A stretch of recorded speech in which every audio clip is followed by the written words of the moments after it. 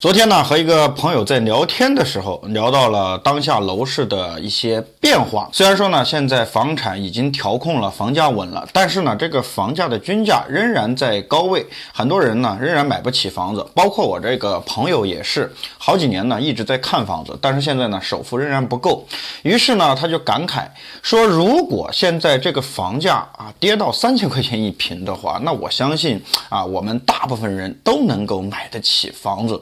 我说那你为什么有这样的一个想法呢？他说呢，如果房价降到3000块钱每平方，那最起码呢有4个好处。我说哪4个好处呢？他告诉我说，第一，你看房价如果降了这个年轻人不再为这个房贷发愁了，不用呢背负这么高的房贷，那么有钱了基本上呢就会拿来消费或者说呢做家庭建设。那么现在呢什么2胎3胎这个年轻人都愿意生人口问题就彻底解决了。第二个好处呢就是说，你看房价便宜了是吧？大家呢都能买到房子了，那可以带动很多这个跟房产相关的行业比如说这个装修，对吧？还有这个家居家电等等，大家都愿意去消费了，那整个行业呢都是一片火爆。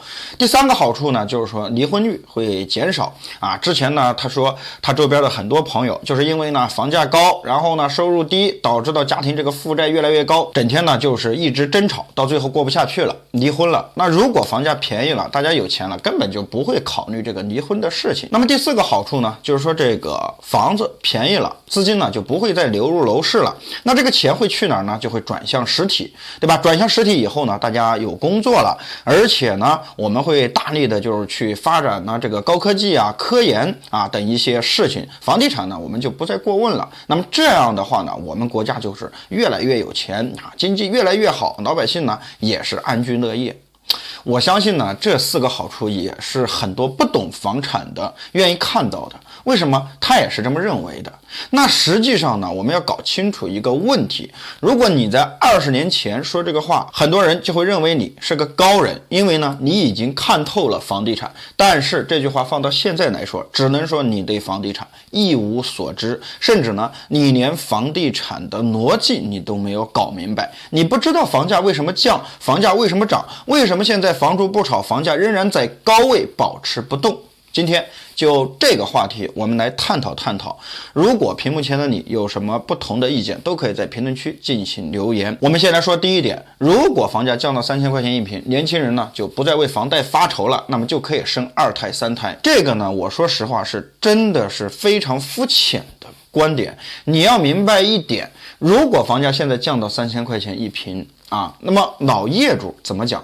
我们老百姓大部分的资产，可以说80%甚至90%以上的这个资金或者说资产都集中在自己的房子身上，也可以说呢，我们自己的资产最大的就是这个房子。突然现在房子贬值了，那么之前买房子的老业主怎么办？会不会进行维权，或者说会不会直接放弃这套房子？那么放弃了这套房子，到底谁来接盘呢？另外一方面，为什么不愿意生呢？主要就是因为思想转变了。上个世纪70、80年代大家都没有钱，为什么大家生的孩子还挺多，一家生个3、4个都没有问题？为什么现在除了房贷以后，最起码我们能够挣钱了，孩子却越来越少？这就是因为呢，生育从这个数量到这个质量的转变，很多人宁愿要1个孩子，不愿意要多的。所以即使房价能够跌到3000块钱一平方，也不见得年轻人就愿意生孩子了。还有一点呢，我们要搞明白，为什么现在大家能够安安心心的去上班，去努力的赚钱，或者说呢想办法做生意，没有钱去借钱也做生意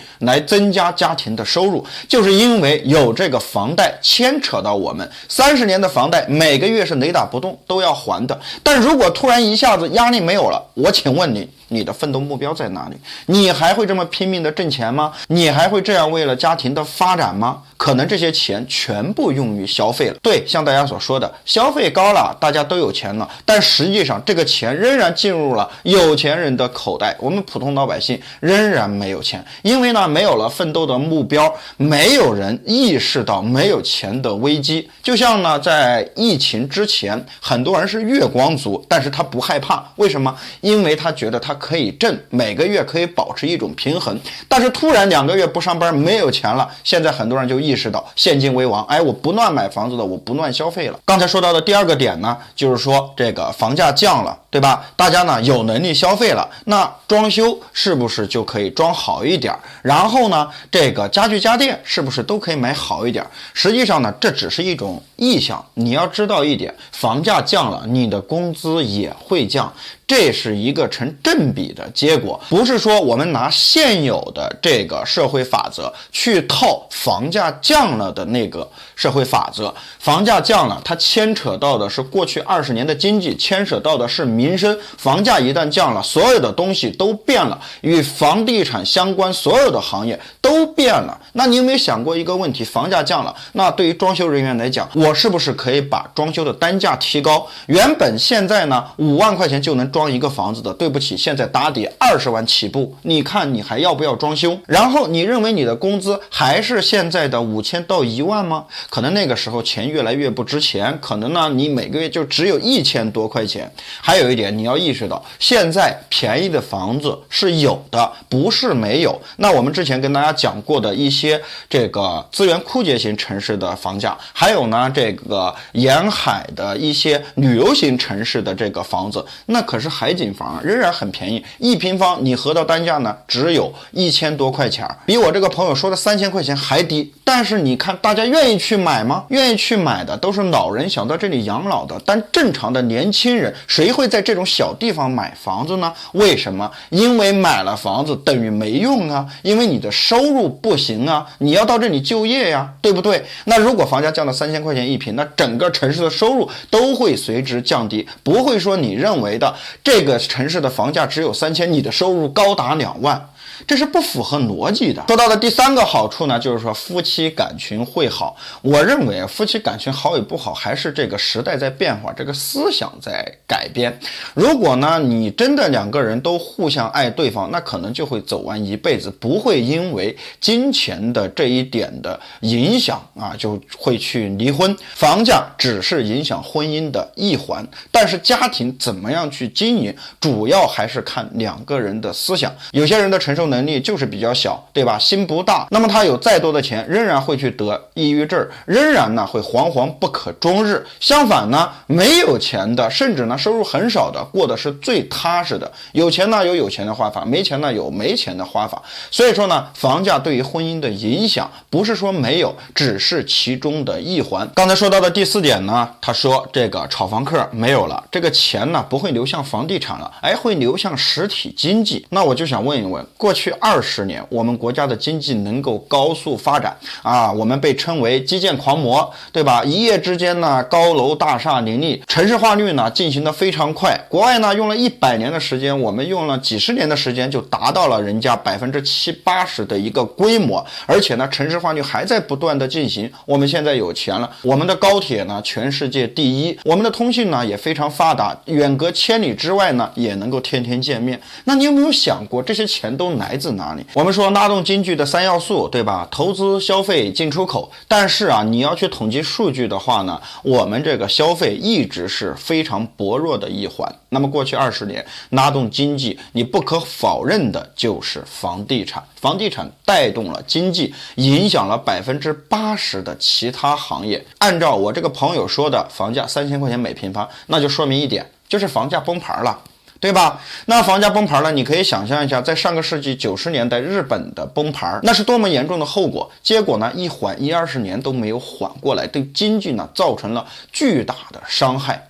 所以说呢，他说的这4种好处是完全不成立的，是因为他根本就没有搞清楚这个房地产最基本的逻辑在哪里。那我来跟大家讲一讲房价为什么不能降。如果按照他所说的房价能够普遍的降到3000，那国家早都出手了，干嘛让这个房价一直卡在1万元的金价不动呢？对不对？好，首先你要知道，开发商建房子是需要拿地的吧，对不对？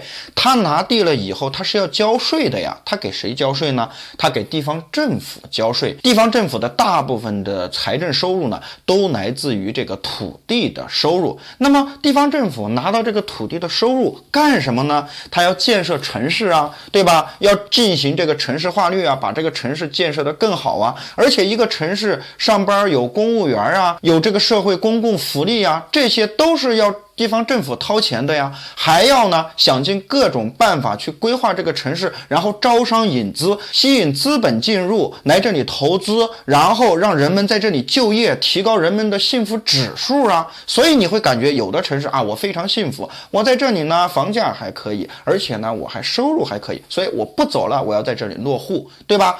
然后开发商拿了地以后呢，就开始要借钱了，找银行借啊，找这个民间机构借也好，因为呢后续我要建房子，那建房子不可能是开发商老总去建吧，那还要去找呢这个包工头，包工头呢再往下分包，一层一层的分包下去，最后呢到劳动工人进场建房子。那么这中间呢还有很多这个材料啊、装修啊等等一些行业都需要呢在这个房地产的建设当中做贡献，那么也就拉动了这周边所有人的就业。好，到最后呢，有售楼处了，销售人员呢开始往外卖房子。这个时候呢，开发商要核算成本的，对不对？比如说我土地呢，我拿的时候就是2000块钱每平方，然后呢，我交税又交了1000块钱每平方，这就3000块钱了。然后呢，我又这个找工人去建筑成本啊，总共这算起来又是2000块钱每平方。那这个时候我的总成本就是每平方5000块钱。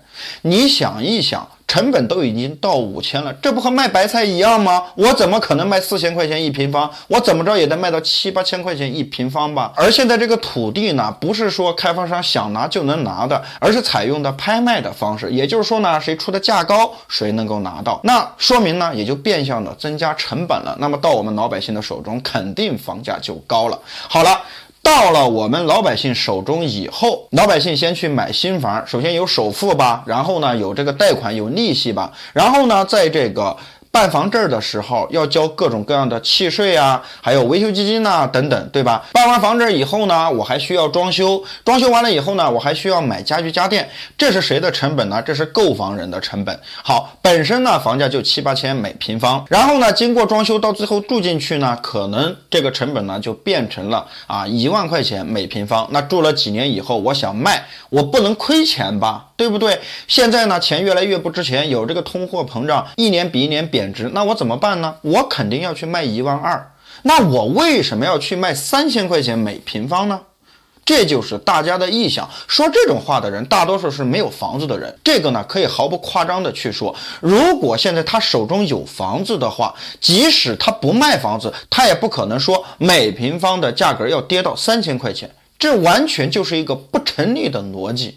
所以呢，这就是房产的真相。那你可以想象一下，为什么现在我们要坚持房住不炒？提到一个关键词，就是要让房地产健康平稳长期的发展。怎么样健康？怎么样平稳？怎么样长期？为什么到了2022年，这个房价跌回到了2019年的水平，很多人就不愿意卖房子？因为我们持房成本低呀，我干嘛要卖呢？对吧？房地产税没出来之前，很多人不愿意动，而且房子还可以租，还可以呢为自己创造利润。那么还有一个问题，有没有想过，如果房子跌到3000块钱一平，那么谁还愿意去还房贷？就成为所谓的法拍房。很多人讲法拍房好啊，它比市场价便宜啊。对呀，那个时候有大把的法拍房。那你参与过法拍房的买卖吗？法拍房是要结清以前所有的欠款，以前欠了180万，现在30万卖给你，那你在这个30万的基础上，你要把之前的180万给还掉，你买不买？